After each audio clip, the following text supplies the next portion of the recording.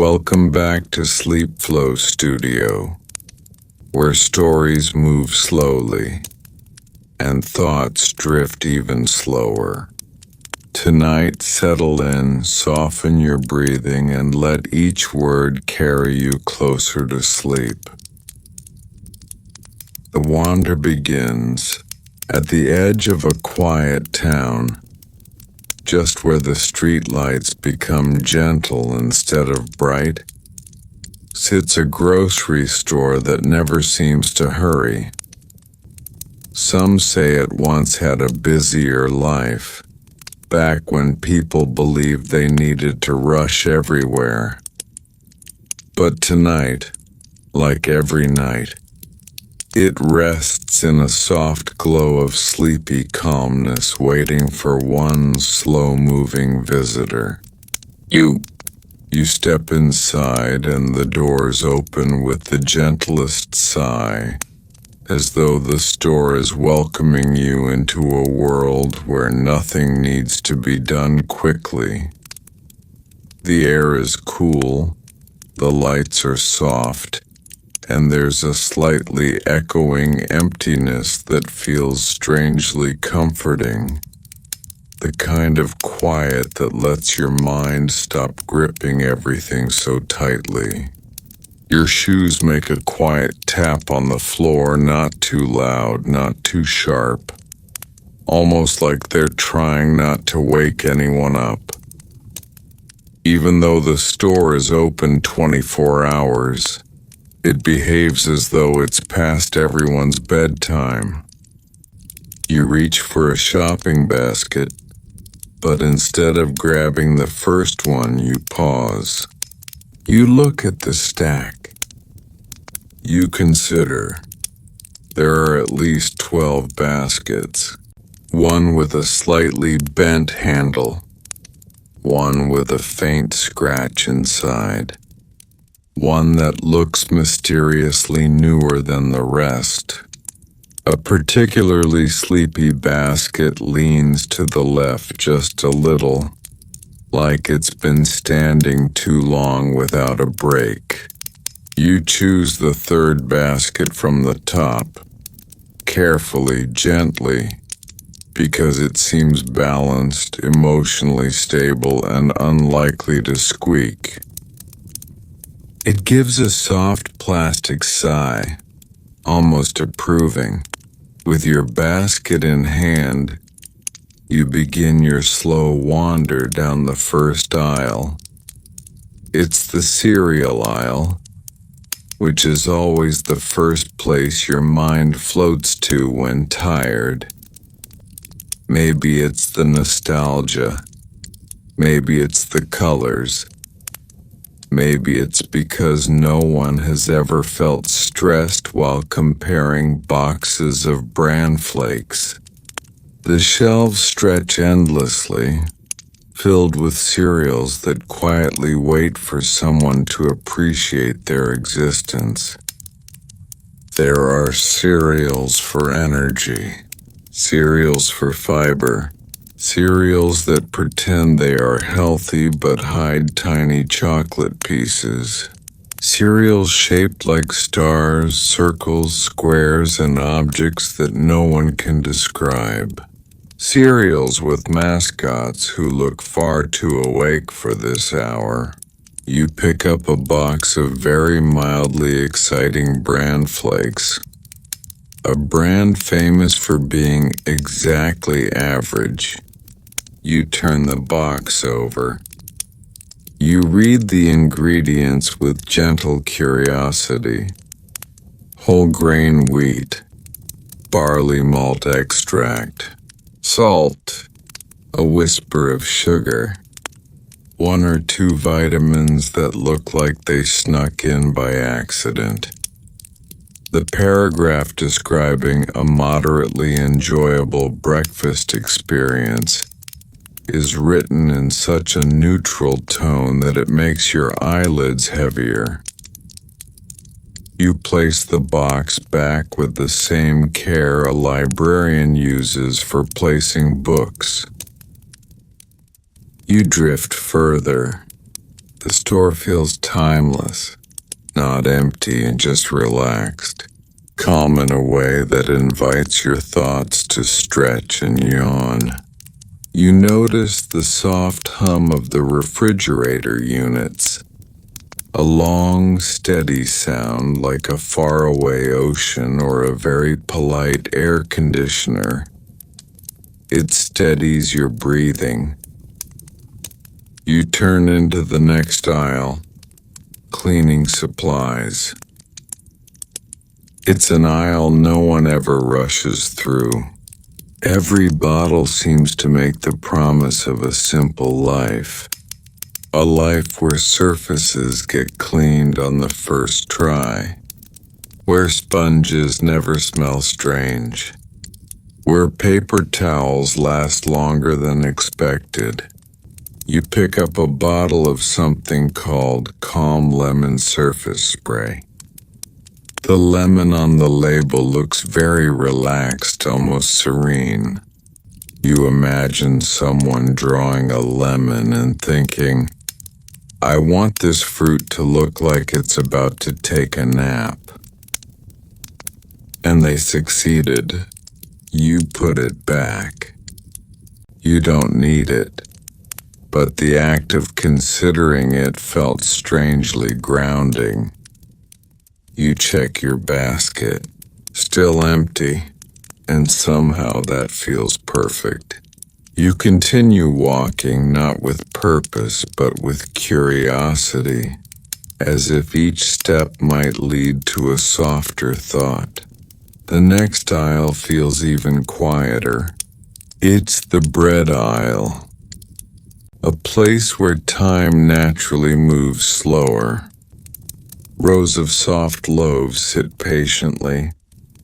White bread, wholemeal bread, seeded bread that looks like it has life advice, oddly shaped artisanal bread that appears handcrafted by someone who speaks softly and hums while kneading dough.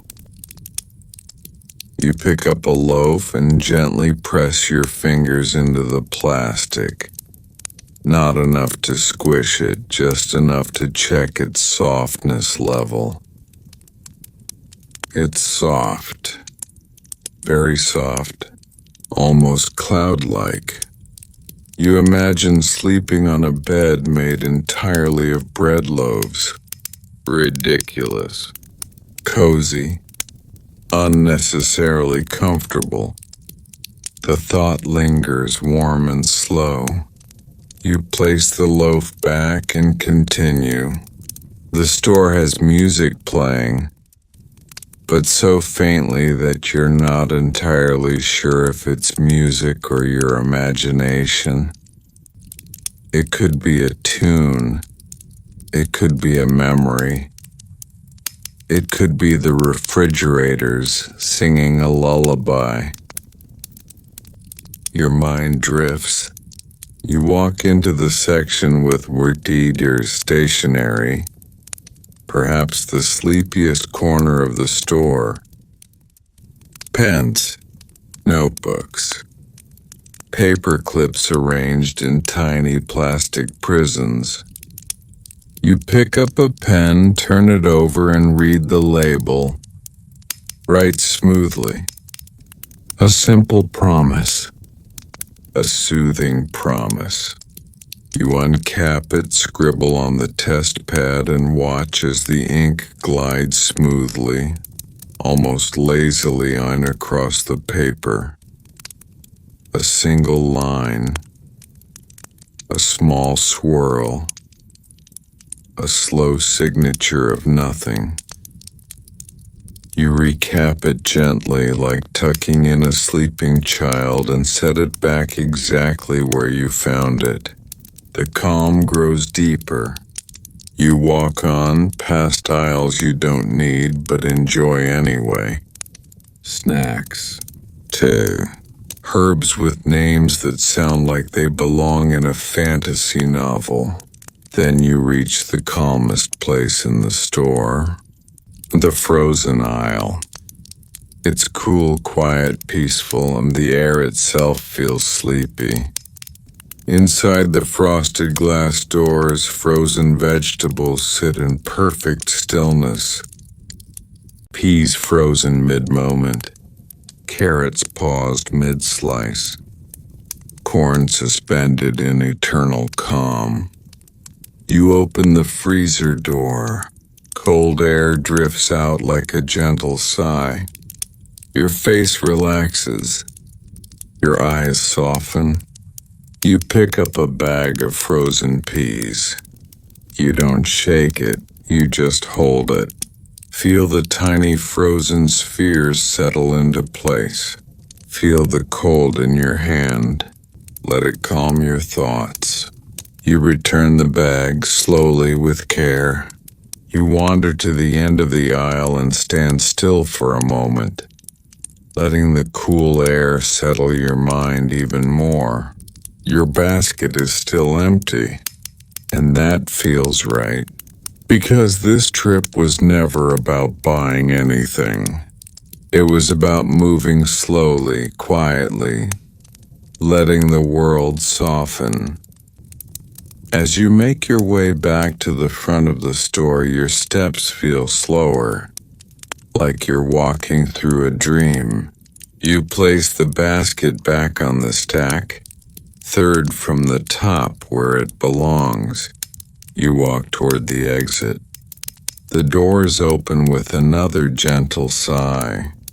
You step outside into the soft night air, calm, heavy-eyed, drifting, and the wander ends. The meeting about scheduling more meetings. The story begins on a very ordinary morning in a very ordinary office building. Not the exciting kind of office with glass walls and espresso machines. Okay, this office is calm, quiet, a little beige. A place where even the carpets look sleepy. You arrive early, or at least earlier than everyone else, which makes the office feel like it's yawning itself awake. The lights are dim, humming softly. The air smells faintly of warm printer paper and the gentle neutrality of unflavored coffee. On your desk sits a calendar, mostly empty except for one square outlined with a red, overly enthusiastic circle. 10:40 a.m., mandatory planning meeting. No one knows what is being planned. No one knows why the meeting is mandatory, and no one knows who scheduled it. The meeting simply exists, much like the office plants that are somehow alive despite never being watered. You take a slow sip of mildly warm coffee. Its taste is best described as brown. Not good. Not bad. Simply brown. At 9:58, you stand up and begin the slow journey to Conference Room B. Conference Room B is everyone's least favorite conference room. Not because it's bad, but because it's aggressively forgettable.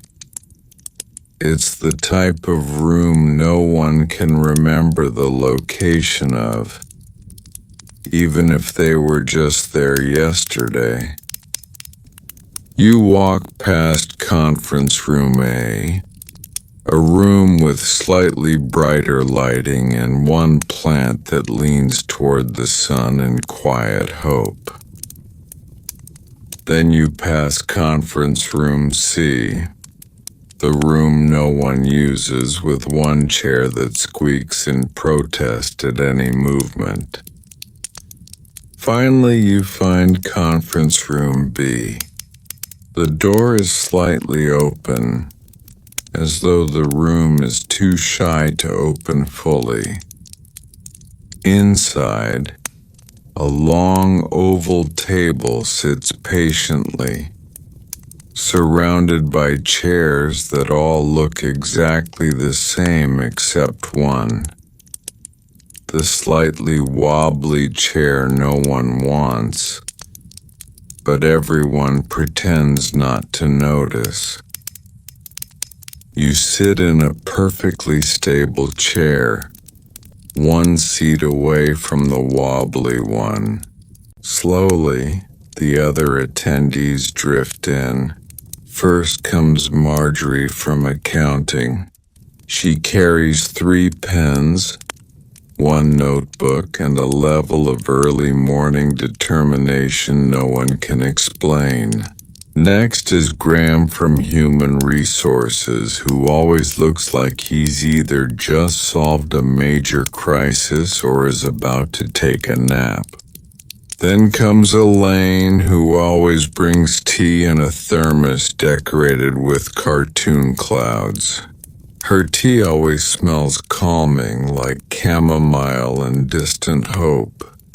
Last to arrive is the manager, a quiet man named Mr. Pendle, who has never once walked faster than a slow amble.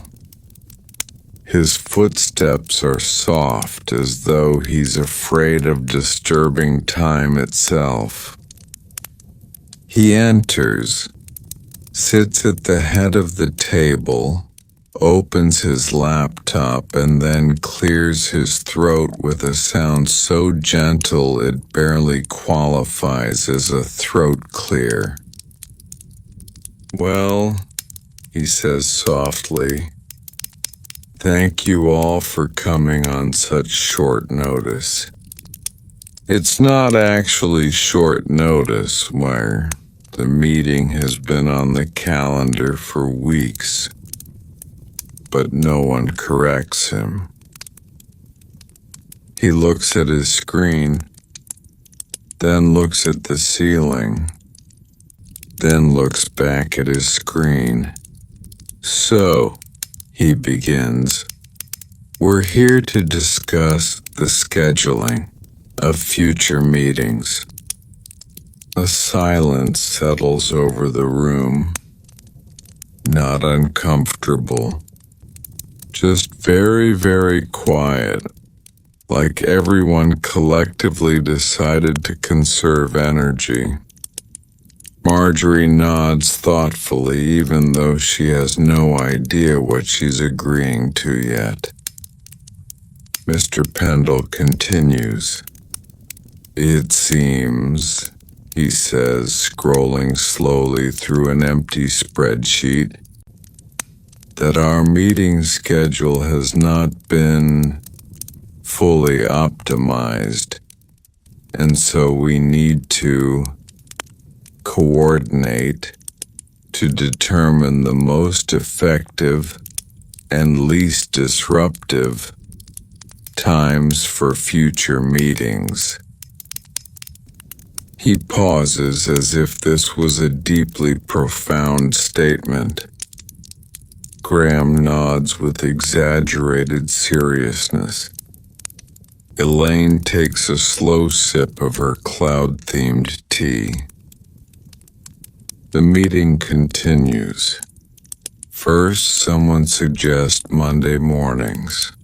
Everyone shakes their heads and too early in the week. Then someone suggests Friday afternoons. Everyone shakes their heads, too close to freedom. Wednesday? Too middling.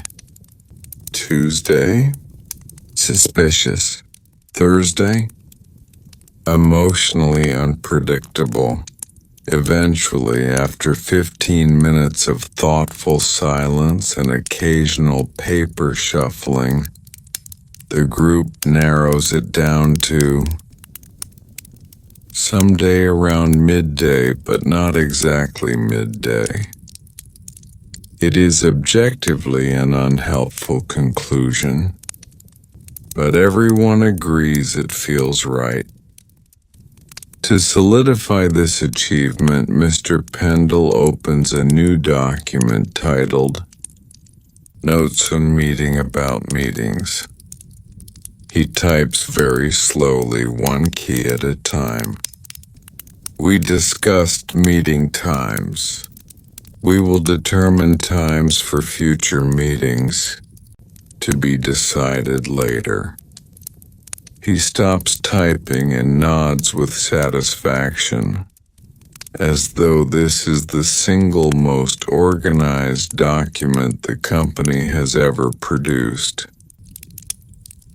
The meeting continues with an intense discussion about whether meetings should be exactly 1 hour, or perhaps 55 minutes to allow for a mental transition period. Someone brings up the idea of agenda templates. Someone else mentions minute-taking responsibilities. Someone mentions coffee preferences for future meetings. Someone suggests adding a decorative plant to conference room B. This last idea gets the most enthusiastic response of the day. A plant could really change the energy of the room. Not a dramatic plant, just a modest one. A plant that whispers calm instead of shouting it. Perhaps something green and pleasantly symmetrical. By 10:47, the meeting concludes. Mr. Pendle smiles softly and announces, "Well, I think we've made excellent progress today." No one is entirely sure what the progress was, but everyone nods politely, because it's easier than thinking. Chairs slide back. Papers shuffle. Coffee cups are gathered. As you stand and leave the room, something unexpected happens. You feel peaceful. The meeting didn't accomplish much, but its slow pacing, its gentle conversation, and its utter lack of urgency wrapped your thoughts in a soft blanket. You return to your desk. The office hums quietly.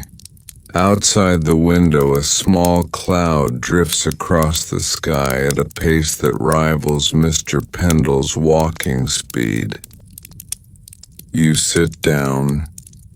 You breathe slowly. The day feels softer. The mind feels quieter. And somewhere between the mild coffee and the very mild productivity, a deep sleepiness lingers like a small, gentle tide pulling you toward rest. The bookshelf that needed organizing again and again. The day after the meeting that accomplished very little, you return home with a gentle heaviness in your limbs. The pleasant kind. The soft end-of-day weight that encourages stretching, yawning, and unwinding. Your home is peaceful. The lights are warm. The air is still. And against the far wall sits your bookshelf. Tall, quiet, and slightly disorganized in a way that isn't messy, just mildly uncertain about itself. One book leans at an odd angle. Another sticks out too far. A few tiny dust particles float in the air like sleepy snowflakes. You stand in front of the shelf for a moment. Not because it urgently needs attention, but because the idea of slow, gentle reorganization feels comforting.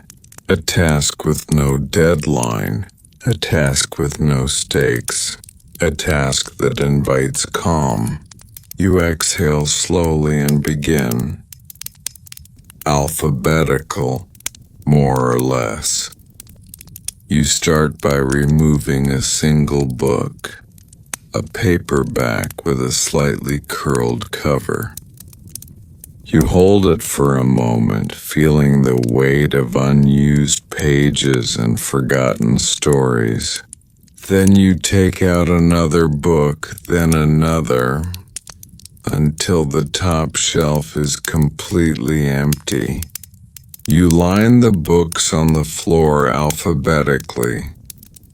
A section, a book about astronomy you intended to read 2 years ago.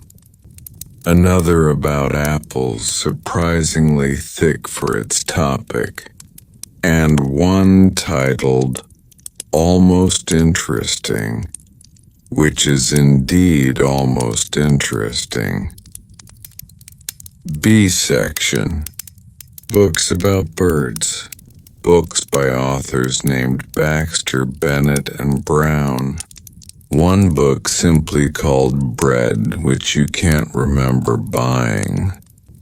You continue slowly, carefully, letting your thoughts wander as freely as the books on the floor. But halfway through the alphabet, something feels off. Maybe alphabetical order is too strict, too formal, too awake.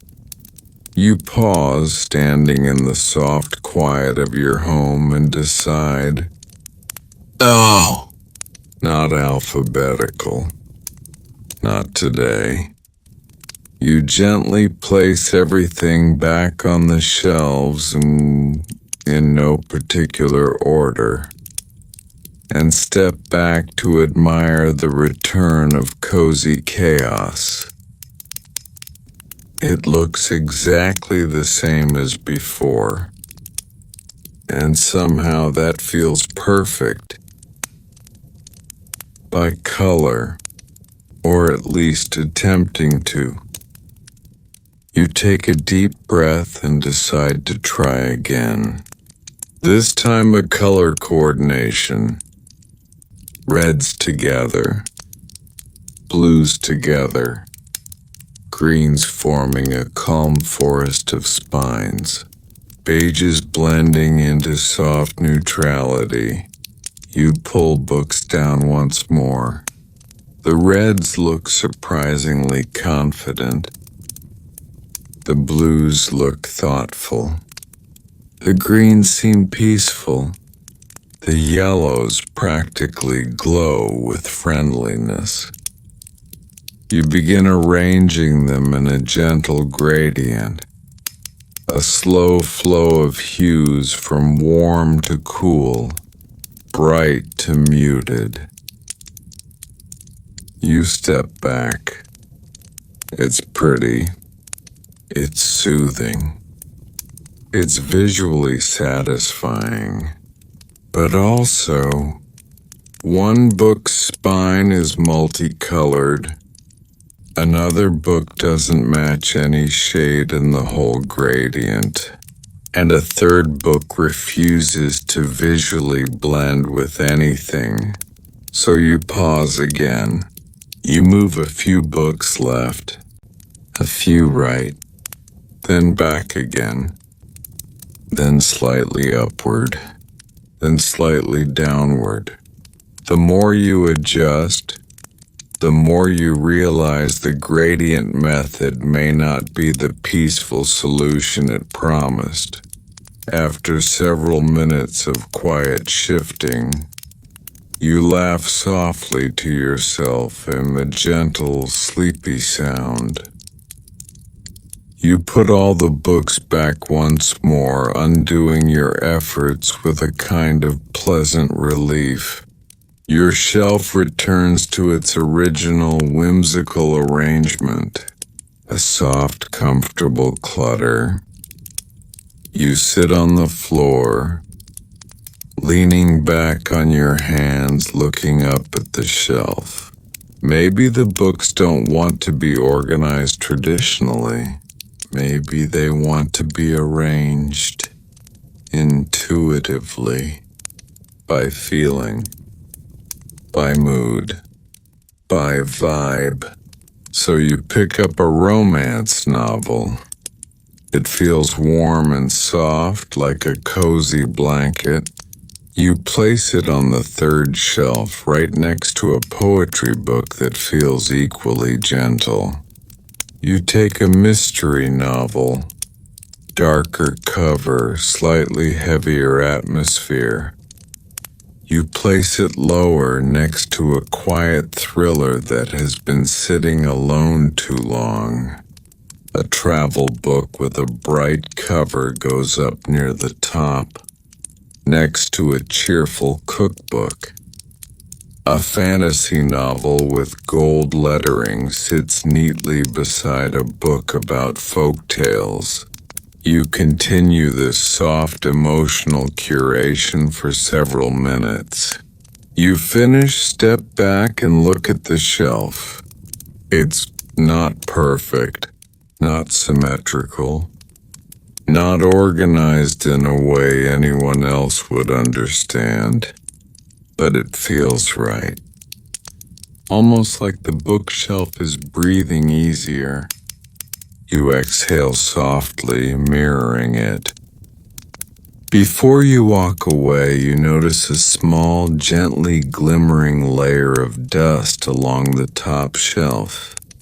You fetch a cloth, not in a hurry, not in a rush, and wipe the dust with slow, deliberate movements.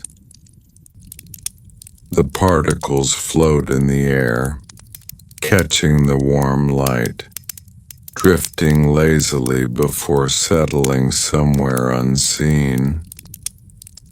It's strangely beautiful, like sparks of sleepiness drifting around you. You wipe a little more, not to make the shelf spotless. That would require too much energy done, but just to make it feel refreshed. A soft clean, a half clean, a sleepy clean. You finish and place the cloth aside. You stand in front of the bookshelf again. It looks content. A bit more tidy, a bit more thoughtful. Still charmingly imperfect. You smile. You didn't need to reorganize it, but the gentle act of doing it, or trying to, washed a calm simplicity across your mind. Your limbs feel heavier now, your eyes softer, your thoughts quieter. A slow, restful peacefulness settles around you like a warm evening blanket. You take one last long, slow breath and let the bookshelf keep its softly chaotic harmony. Some days begin busy, some days begin quiet, and some days begin with the gentle decision to take the elevator instead of the stairs. Not because it's faster, but because it asks nothing from you. This is one of those days. You arrive at the lobby of your building. The air feels still and friendly. The lighting is soft and slightly golden, like early morning sunlight wrapped in warm wool. The elevator sits at the far side of the lobby, a calm rectangular box with brushed metal doors and an illuminated button that glows a sleepy yellow. You press the button gently, not a firm press, not a tap, just a slow, committed touch. The light brightens. The elevator hums to life somewhere above you. Faintly, slowly, casually making its way downward. You wait standing in peaceful stillness. The elevator takes its time. You listen to the soft whirring, a steady mechanical purr that feels almost like a lullaby. Finally, after what feels like just enough time for your thoughts to slow down, the doors open with a quiet, unbothered sweep. You step inside. The elevator is pleasantly cool. A small fan hums quietly in the ceiling. The walls reflect your soft posture. You feel safe inside the gently humming box of metal and calmness. You press the button for the top floor. Floor 14. The button glows. The elevator begins to rise with a smooth, almost floating motion. You expect it to go straight up. But this elevator has its own personality. Unhurried, considerate, and perhaps a bit socially curious.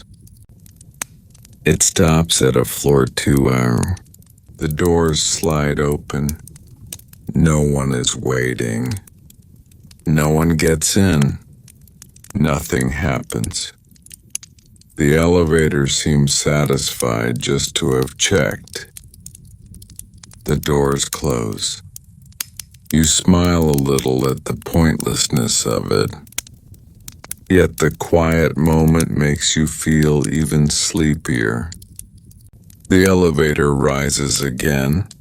Soft hum, gentle vibration, calming motion. Then it stops it to floor 3. Again the doors open. No one there. A faint breeze drifts in from the hallway. Somewhere distant, a phone rings softly, then stops. The doors close. Upward again. Stop at floor 4. The elevator behaves as though it has a duty, an obligation, to politely acknowledge every floor, regardless of whether anyone is there.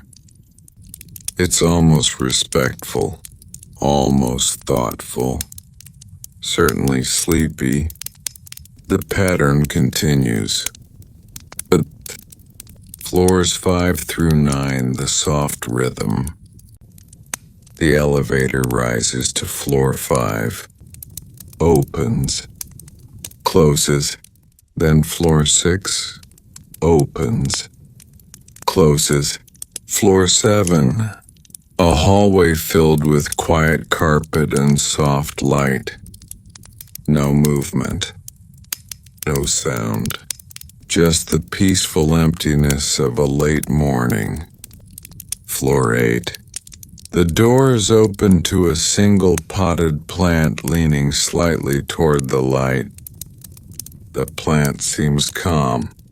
You imagine the plant silently cheering you on. Floor 9. A faint scent of something freshly cleaned drifts in. Maybe lemon, maybe lavender, maybe just the smell of a hallway with no stress in it. The doors close each time with the tender softness of a library whisper. But floors 10 and 11, time slows even more. The elevator begins stopping a bit longer at each floor, as though it's enjoying the journey just as much as you are. At floor 10, you hear the distant clacking of a keyboard, the sound of someone typing slowly, thoughtfully, without urgency. At floor 11, soft footsteps echo down the hallway, then fade away like a lullaby you catch only pieces of. You feel your breathing deepen, your shoulders drop, Your eyelids grow heavier. The elevator continues its upward, restful pilgrimage. First key, floor 12, the long pause. When the doors slide open at floor 12, the elevator lingers. Perhaps too long, but the pause feels soothing rather than strange.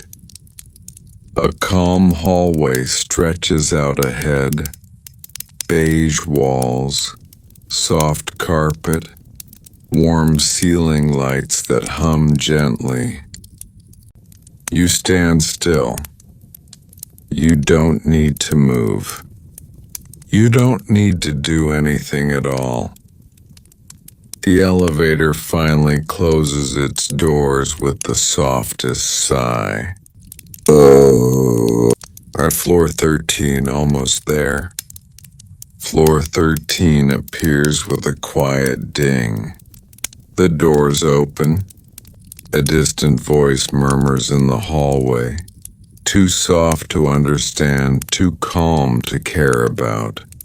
A tiny paper note is stuck to the wall, gently fluttering from the air of the elevator. Back soon. You imagine whoever wrote it is also somewhere resting, slowly drifting through their day with effortless calm. The doors close again. One final rise. That was Simon on floor 14, the top. The elevator eases to a stop. The doors slide open.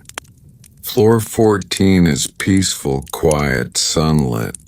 A soft breeze moves through the hallway as if welcoming you with open arms of warm air. You step out slowly.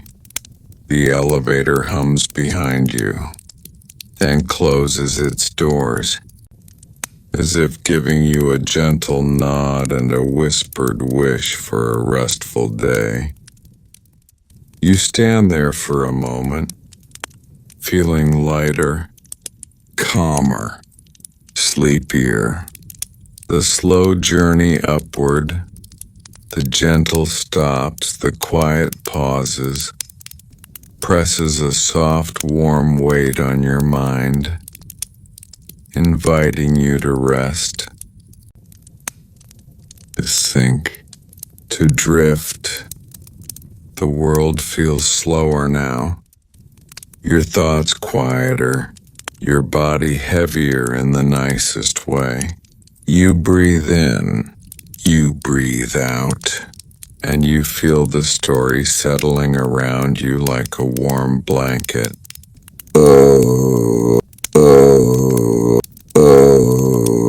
The snail who was in no hurry.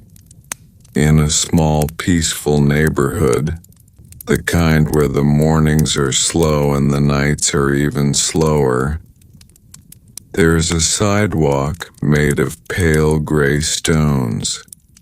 They're smooth, slightly warm from the sun, and arranged in soft, uneven patterns like a puzzle no one ever bothers to solve.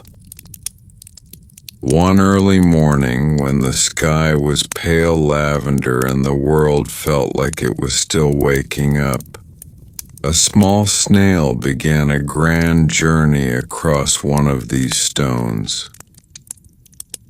It wasn't a fast journey. It wasn't an urgent journey. It wasn't even a planned journey. It was simply in time to move. The snail extended its tiny antennae, tasting the gentle air. A cool breeze drifted by, brushing lightly against its shell. A shell that was small, smooth, and patterned with soft spirals like quiet thoughts circling inside a peaceful mind. The snail eased forward. Slowly, softly, deliberately. A shiny trail shimmered behind it. a thin silver ribbon catching the early light. The sidewalk stone beneath the snail felt slightly warm, holding the memory of yesterday's sun. The texture was a calm mixture of smoothness and faint bumps, tiny grains of stone pressing gently beneath the snail's soft body. The snail didn't rush. It didn't think about the distance left to travel. It simply moved one slow ripple at a time. A leaf, a pebble, and nothing much happening. A small green leaf rested across part of the snail's path. It wasn't large, but to a snail it was a little landscape. The snail approached the leaf, paused, and gently tapped it with one antenna, as if greeting it. The leaf did not respond. It simply existed, quiet and unbothered. The snail decided the leaf was not a barrier. It eased forward, slightly adjusting its path so the leaf pressed softly beneath its body. A tiny pebble appeared next. The pebble was round and smooth, almost polished by the wind and the steps of passers-by. It blocked just enough of the path to require consideration. The snail paused again, then with the calm determination of something that has never felt overwhelmed a day in its life, it simply went around the pebble. No frustration, no hurry, just a gentle curve in its journey. A long, quiet moment passed. Nothing else happened. The snail moved slowly, peacefully. The breeze whispered softly around it. The world felt warm and patient. The long middle stretch.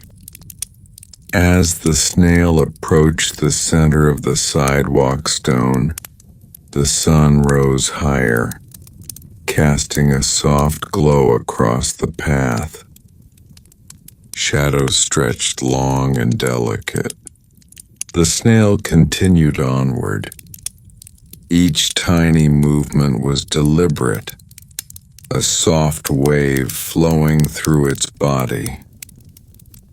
The movements were so slow they almost blended into stillness. To anyone watching, it might have looked like the snail wasn't moving at all.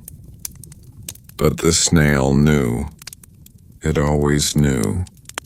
Progress didn't need to be fast. It only needed to be steady. A small bird chirped in a nearby tree, not loudly, not sharply, but gently, like a soft reminder that morning was fully awake. The snail kept moving. The silver trail behind it shimmered like a little ribbon of moonlight left on the ground. You find yourself breathing slower now, matching the snail's unhurried pace, feeling your thoughts stretch out and soften. A drop of morning dew.